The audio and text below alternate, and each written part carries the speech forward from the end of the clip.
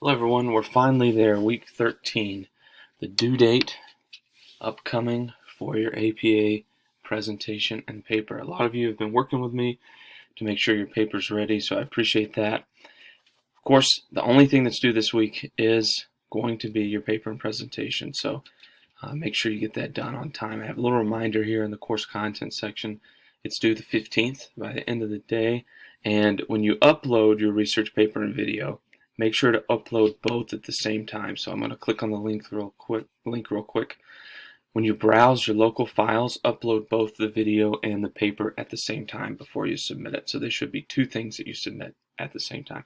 It won't let you do it twice, and if you run into any issues, just let me know. But this is the only thing that's due this week. Of course, I'm looking forward to reading your papers. If you want to submit it early, that's totally fine, and have a week break, that's fine as well. But if you want to work on it up until the due date, that's your choice too. So if you have any questions related to it, just let me know. I look forward to reading your paper, and thanks so much for the excellent work on week 12 as we wrap that up. I hope you have a good rest of the day, and I look forward to reading everything that you submit.